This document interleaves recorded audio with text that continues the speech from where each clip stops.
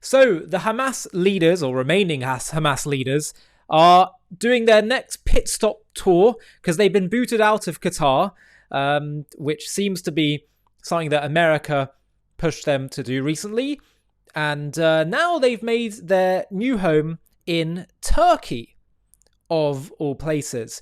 I want to read to you some of the reports coming from the Times of Israel, saying that, and in this picture, by the way, that you can see, this is a picture of Turkey's evil president.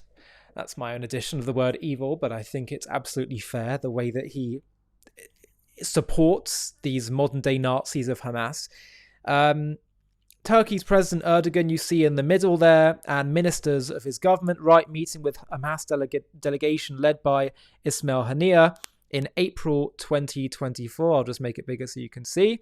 Of course, Haniyeh is no longer with us, and one can only expect that less of them, even less, will be with us soon. But then the question becomes, of course, Turkey, this is a bit of a head scratcher, what I'm about to say, Turkey is a part of NATO.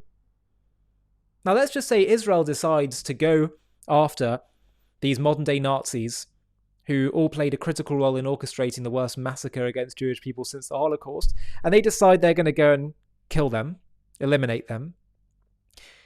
Technically, according to the NATO treaties, that would mean that a foreign nation has launched an attack on a NATO country's soil, and therefore it would mean that NATO countries would be required, I think, to go to war against Israel. Now, obviously, that's highly improbable, so the question is, what happens now? Will Turkey be forced out of NATO? These all raise serious questions. Let me read to you the report. Senior members of Hamas abroad leadership left Qatar last week for Turkey, an Arab diplomat told the Times of Israel on Sunday, after Doha said it was walking away from efforts to mediate an end to the war in Gaza. The Arab diplomat, who spoke on condition of anonymity, downplayed the significance of the move for the terror group, stressing that Hamas's leadership abroad already spends much of its time in Turkey, where they are not holding meetings in Qatar. The departure of Hamas senior Politburo from Doha was first reported by Israel's Kan public broadcaster. On November 8th, the US revealed it had asked Qatar to oust Hamas officials from Doha, which has hosted an office for the terror group since 2012, reportedly at Washington's urging. The US said it made the request after Hamas rejected repeated hostage deal proposals and executed 6 captives, including an American citizen. The next day, Qatar said it had halted its mediation efforts, and a diplomat familiar with the matter told the Times of Israel that Doha had asked Hamas leaders in late October to leave the country, though no timeline was mentioned. Doha stressed at the time its decision wasn't necessarily permanent, and that it would be prepared to resume mediation efforts if the sides were willing to negotiate in good faith toward a Gaza ceasefire and hostage release agreement. According to the diplomat who spoke at the time, Qatar decided to push out Hamas senior leaders on its own, after demanding that neither side had been willing to engage seriously in negotiations. Turkey offers a practical option for Hamas, given that the families of many of the terror group's diaspora leadership live there. However, by formally hosting senior Hamas members, Ankara risks tensions with the American Biden administration, which said earlier this month that none of its allies should be hosting the terror group. US President-elect Donald Trump is not expected to soften that stance when he enters office in January. Ankara has played a nominal role in hostage talks to date, given its long-standing ties with Hamas officials. It remains to be seen whether Turkey will begin on a larger role in talks now that Qatar has taken a step back.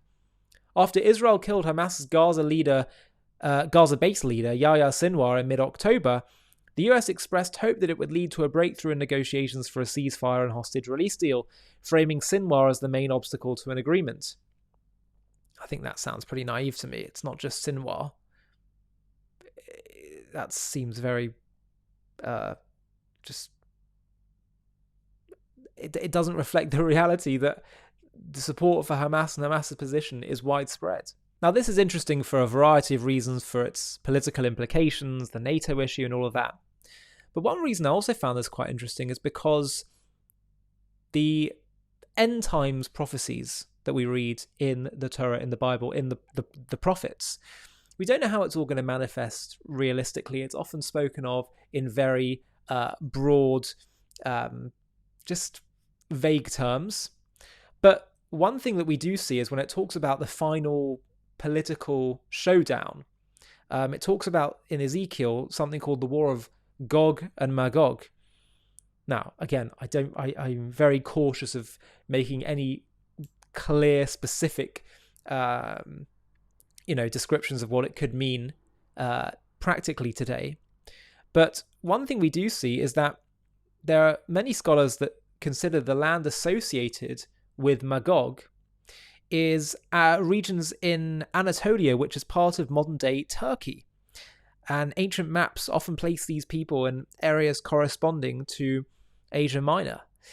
And it's just interesting that there is this connection with Turkey. We also see that as part of this coalition that goes up against Israel, it looks like many scholars think that there's also what seems to be touching on Persia and Russia. So you've got Persia, Russia, and Turkey. It doesn't sound particularly far-fetched, does it? At all. So that's just one little side comment I wanted to make, because we hadn't really been hearing too much about Turkey until recently in terms of the role they're playing in the Israel-Hamas war. But it seems that certainly is the case. And what happens now, we'll have to see. If you've made it so far in this video, I have a request for you. JTV has been having a really big impact in spreading the truth about Israel and creating positive associations with the Jewish people, Judaism, and Israel. We've really grown a lot, particularly in the last year, and we're having a really significant impact, both for Jews and non-Jews. But I really want to take JTV to the next level so we can start to compete with the other big online media beasts that are often peddling anti-Israel content. And the way we're going to do that is to scale even faster. So I'd love to build a team where we have other presenters doing shows like me, that start doing documentaries, supplementary content, animated content, etc., etc. And to do that, I'd like to build a bit of a team. So what we're going to do is we're going to do one fundraising day, just one, where we try and build up some funding in order to fund such a team. Now, to do that, it's going to obviously require people to get involved. And I'm wondering if you would consider, if you're watching JTV content and appreciate what we do and want to help partner with us in taking this to the next level and spreading the truth farther and wider than ever before, I wonder if you'd consider partnering with us simply by running a mini page on the fundraiser that we do, where you just reach out to your contacts on that day that we choose to fundraise and see if they'll all chip in. If you'd be up for doing that, of which I would be so grateful, then please click on the Google form link in the video description of this video, where you can simply just put in a few contact details. It'll be a very small commitment, as I say, literally just one day that we'll all agree upon as a collective community.